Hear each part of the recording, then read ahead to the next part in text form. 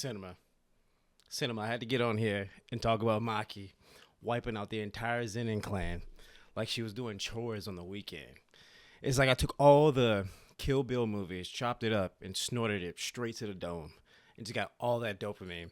But we all know it's hype. I don't want to sit and talk about that. I want to talk about more of a why this battle is so important for the narrative of JGK in the first place, and why this actually only really works with Maki's character and not with just Toji, right? Because let's look at it. Why did Maki decide to destroy the Zenin clan and Toji didn't? He had all the tools to do it in the first place. And that reason is kind of simple. It's that he kind of just didn't have a reason to. And I know what you're thinking, like, oh, why didn't Toji want to do it? He was abused as a kid. His wife died. And I would say that, well, those are like the main reasons why he wouldn't have done it. Because you got to think about, like, when he was with his wife and with Megami, just like with his wife in general, he was outside of the clan already. He had already left. And she was the main reason for his existence. And I would say the main engine for the little bit of self-worth he did have. Because if you go back when he absolutely bodied Geto and Gojo, they're on the ground, they're dead, like, incapacitated. And he calls himself a slur, a monkey. That's what the Zenin clan used to call him when he was a kid. And I know what you're thinking. What about Megami though? What about Megami? Well, Megami just so happens to be a crown jewel of the Zenin clan. So you take away his self-worth, and then you give him a kid that he literally called blessed and talented, and then it gives you a nice recipe for someone who doesn't think they deserve to be a father. And that provides zero motivation to kill the Zenin clan, because he doesn't have any hatred for the clan. He has all of his hatred comes towards himself. And I know what you're thinking. I'm always knowing what you're thinking. But why have so much self-hate when it's so clear that you're so much stronger than everyone else that's giving you all this bullshit? And my rebuttal would be, why does anyone stay in an abusive relationship? Why do you keep going to that shitty ass job? Why do you keep taking that man back? Why do you keep dealing with your deadbeat ass family when you don't have to and you can do better? Well, it's because when you have low self-worth that's beaten into you by people that have have insecurities themselves, and they basically emotionally manipulate you, it doesn't matter how objectively clear your value is.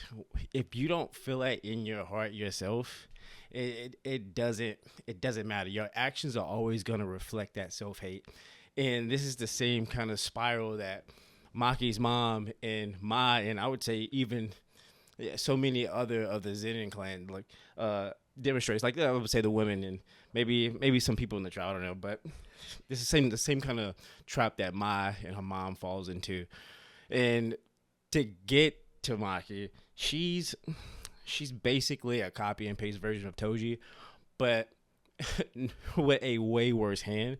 She's a woman, huge marks against you, and she can't even fully utilize the heavenly restriction that she has. So you can just imagine the nightmare she had to go through. And then she looks over to her right or left, doesn't matter. She looks over and she sees her twin sister going through this nightmare also.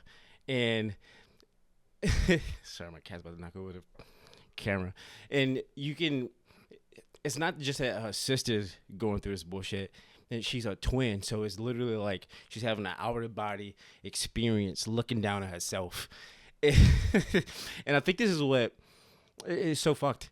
And this is what I would say Maki got right towards the end. And it's kind of a callback to Yuji and Mahito, where I think Yuji and Maki kind of have the same mindset, where even if we're beefing, I'd rather coexist with you. But we see in that fight with Mahito that sometimes the person sitting across from you can't be saved.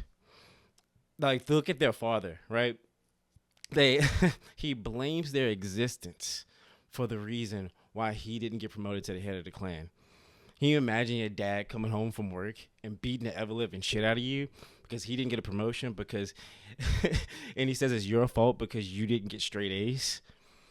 Yeah, it's a hard pill to swallow, but some some people are lost causes. And when Ma realizes that Maki's just gonna spend the rest of her life trying to fix this broken system, that's when their goals kind of align because they both the sisters just want to see the other sister now happy in an environment that promotes growth. And they only have two options before this episode. They only have two options, right? Is either Maki comes back to the clan and they live a fucking subpar ass life, or Maki spends the rest of her life trying to change a system that just won't ever be changed. And both options suck. And everything about this fight is so cool because I think that it demonstrates the one of the biggest messages, if not, I would say the biggest message in JJK is that when you have an environment that is so clung and so caught up on upholding traditions and the status quo that they oppress people and they create systems that actively push out people that are different than them to avoid change, you end up actually inviting or breeding those very same changes, whether you like it or not. Because when you're in a society, is like a car. It needs maintenance. You're gonna have to change out those old tires. You're gonna need new oil. You need new tags. You need to wash the car.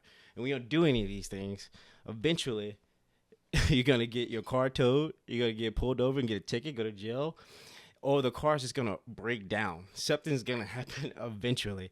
And with this episode, just basically demonstrates that the Zenin clan had to learn the hard way that stagnation just equals death.